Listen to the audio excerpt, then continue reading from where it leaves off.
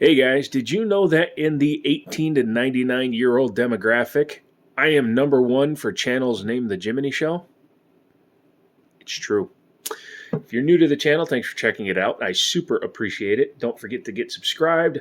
Maybe consider becoming a member. If you just leave a comment and subscribe, that would actually help the channel grow organically. If you want to have a little bit more direct input and you also want to be able to ask me questions directly, become a member.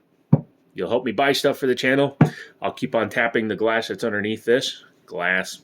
And yeah, let's dive into it. I have to go back to the range because some of the footage I got on this crappy Vivitar camera didn't come out. For some reason, it stopped filming in HD, went back to 720p on me halfway through, and the targets were unviewable. So what I did was I picked up a Hero 4 Silver from my buddy Daniel, who's also my shooting buddy, because this was brand new in the box, and it does great for just doing 1080p. It'll actually film in up to 4K, but at like 24 frames per second. So we'll probably do like 1440p or just 1080p super so that I can get good footage of targets. So keep an eye out for that. Also, the new intro, of course. I also use Liberty Arms in Harrisonburg, Virginia for my new gun purchases. So if you are looking for something, contact them. Liberty Arms, Harrisonburg, Virginia. Tell them I sent you. And man, I just like hitting that. I don't know why. What we have here is a Pelican case. This is the Volt by Pelican. As you can see, it's a very thick plastic material, probably fiber reinforced based on the look of the graining on the case. And it has two spots for very strong locks and these latches here. And when you open it up, you'll see you have this internal lip here. So this is an airline approved case as well. Inside, we have a few toys. Let's see. First one is my Taurus TX22, which you haven't even seen the review tabletop on yet because I did a revisit. And I've actually changed up some stuff. Now it's got a threaded barrel on it and some fiber optic sights. That will be coming up in the future. But I just kind of wanted to say, get yourself one of these guys because if you're going to the range, it's nice to be able to lock this up and lock it inside the vehicle. Under here, we have even more good news. This is my Glock 48. Because I was contemplating whether or not just to run only shield mags or modify my original mags because this catch is a little wonky, but it works this perfectly. So I've decided this is just going to be a 15 round 9mm. And the actual focus of Le Video today. And that is a Springfield Armory 9mm. You can tell by that little crease in the magazine. 1911 Range Officer Elite, or the Row Elite. I'm going to go ahead and take one mag out of the box. You'll see this one has a mag base plate on it. That's because I added a mag well, which we'll talk about in a second. Let's go ahead and move this back here. As you know, I have 45 caliber 1911s, but I've been looking for a 9mm 1911. I really needed one for the channel because, well, damn it, I love my 9mm, or excuse me, my 1911s. And I wanted one in 9mm. And I've actually been looking for a little while. I found this one at my buddy's pawn shop about 2 weeks ago. And I've been staring at it, and it was up on the wall. So had to do some horse trading and make it work. But we now have a 1911 chambered in 9mm for the channel. And that's convenient because up until I picked up the Glock 48, and again, show you it was clear, I was just going to run 1911s exclusively on the channel for everything, and I was going to use it as a gimmick, but I decided, you know what, I need other manufacturers. But the reason I like the 1911 is because it's very thin. The Glock 48 kind of copies the thinness of a 1911, and that's why I like it. Now this one, again, I've added a couple of things to it, but let's talk about what it came with factory. This is a 9-inch target gun. You can tell by that. It's actually the RO Elite Target, and this one is finished in a Cerakote or a Duracoat. It's actually called a T-coat, which we'll talk about in a minute because it actually comes into play. But these are the factory G10 grips that came with it, factory ambidextrous safeties, factory skeletonized trigger, which is non-adjustable. That may have to go because it's imitating a long pull trigger, and I don't like those. Nice checkered mag release there. And again, I added a Wilson Combat Magwell because I like magwells, and I just need to get another base plate for this second mag. But as you can see, drop free, and then when you're loading, you can just go right in. So this is my primary mag. and the other one with the mag base plate will be my backup mag. But yeah, that works really well. Has nice back strap checkering, no front strap checkering, which is sad to see that most manufacturers still aren't doing even now for their entry mid-level guns. I wish they all did it.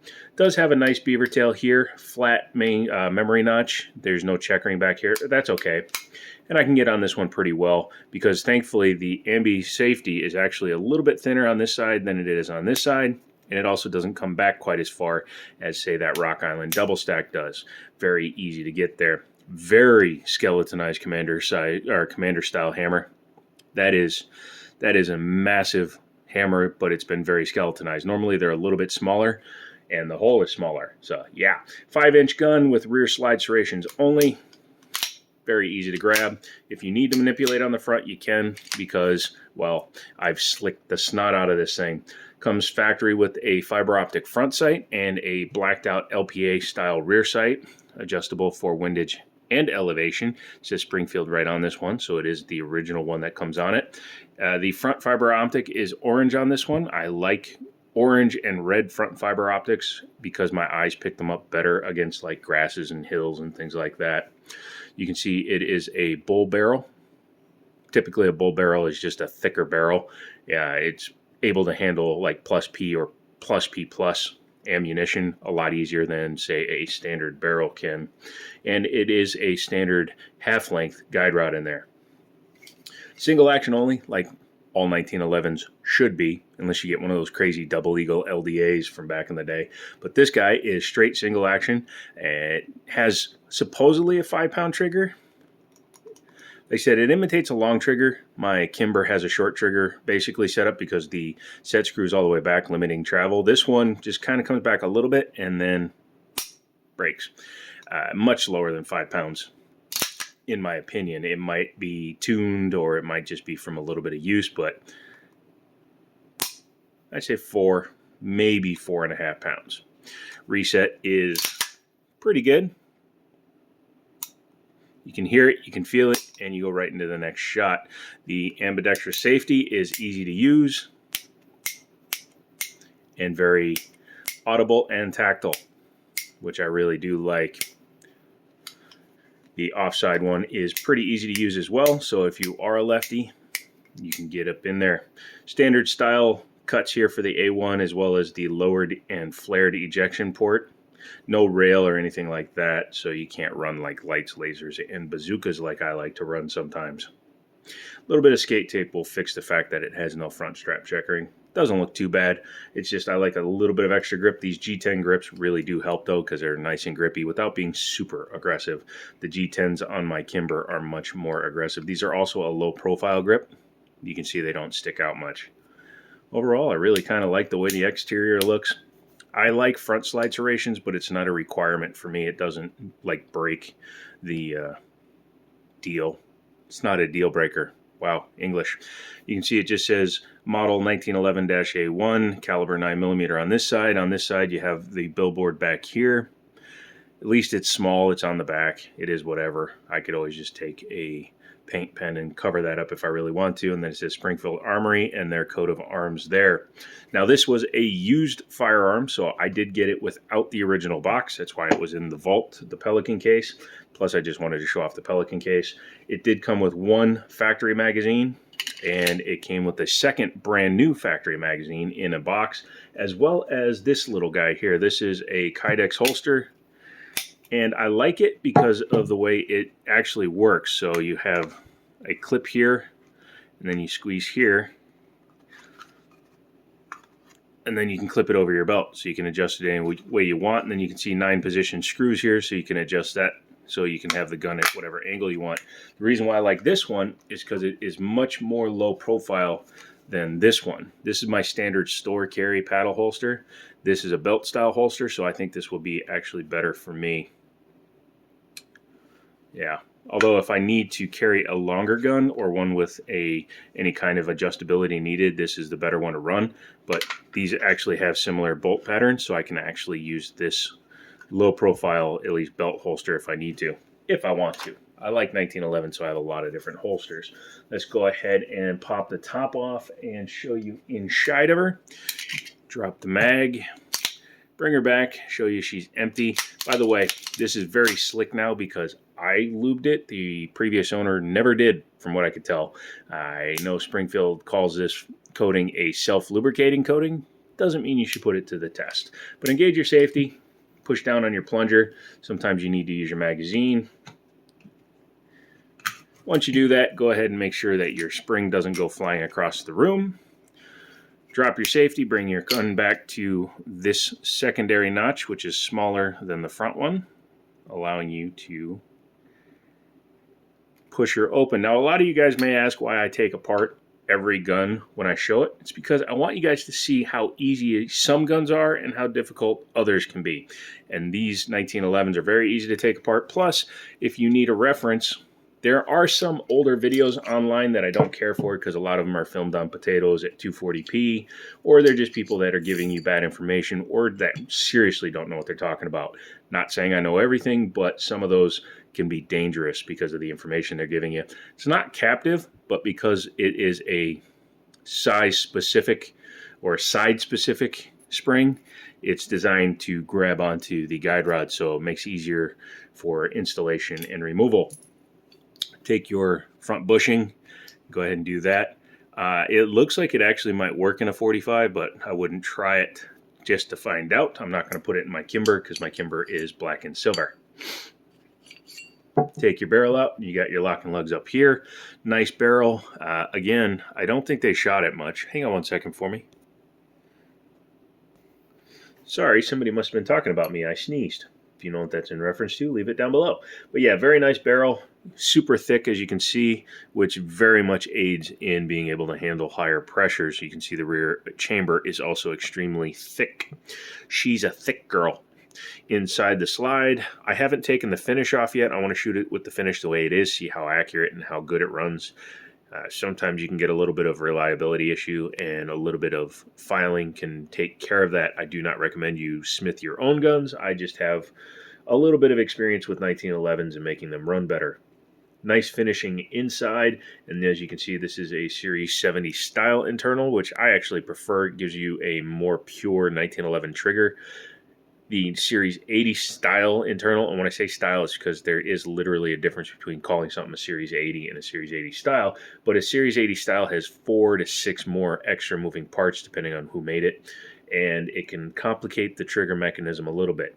You don't have a drop safety, but you have an external manual safety and a dam grip safety and Davy safety. Use your finger to be safe, boys and girls. But yeah, that's your Field Strip 1911. I don't go farther than that. If you ever want to see me do a full disassembly, I may do one and put it up for members only. But yeah, your firing pin tubes right there, along with your extractor, which is internal on 90% of manufactured 1911s. Reassembly is really easy. Take it, make sure your link is in the down position, or yeah, it's up against the bottom of the barrel, because technically down would be like that. Go ahead and take your guide rod and your spring. These are still stuck together, so I don't have to pay attention to which side was up or down. And you will set it and nest it there. Go ahead and take your gun or your slide and your frame, start them back together. It's a lot easier to do when I'm not staring at a camera. But go ahead and run the slide back a little bit. You're going to want to line your drop link up in this window here. You'll see a hole through there when it's lined up correctly. There we go. Then using your slide lock slide release, go ahead and run it through. Make sure that the barrel is in the right position. Bring your slide back to the reassembly position. Lift up. Lift up. Otherwise, especially on black guns, you're going to give yourself a giant idiot mark. Push down. I think I did scratch it there because I wasn't paying too much attention. And then you can go ahead and come forward again, engaging your safety. Spring is installed, and I goofed up and didn't put the bushing in yet. It's not a big deal. It's just you have to wiggle it and find a way to wiggle it through the spring. There you go. It's not going to hurt anything. It's just one extra step you can avoid if you took the bushing and put it in before you put the guide rod in. Go ahead and go down there. This is a very soft spring. probably because of the weight of the slide plus the speed, and the cycling rate of 9mm is different from 45. But once you do that, go ahead and drop your safety, grab your gun, and make sure she still functions. So that's what I did. I went out and got a 9mm 1911 for the channel. This is all thanks to you guys, especially you guys, and you guys are helping me grow the channel. As we do that more, then we can do some more fun stuff. If I get some more members to the channel, we're only got 2 or 3. If we get more members to the channel, I'll do more members only exclusive content. I'm not going to go with Patreon. I have a Patreon account, but I'm not going to worry about it. But if you want to become a member, a couple of bucks a month, you get early access, ad-free to all the videos, as well as behind the scenes stuff. And there are some videos that I will not publish with ads or even to the public. So if you want to know something specific, or if you want me to do something specific to a firearm, let me know in the members only tab. So check that stuff out. Liberty Arms, Harrisonburg, Virginia. They'll hook you up with good deals. If you are looking for something, give them a call. This, again, came from my buddy's pawn shop, but I still have to talk to him and ask him if I can actually put his information or name him. So if I can, I'll name him in another video. Come back for another video. I'm out of here. I'm going to bed because I need to get up early. And as always, I'll talk to you later.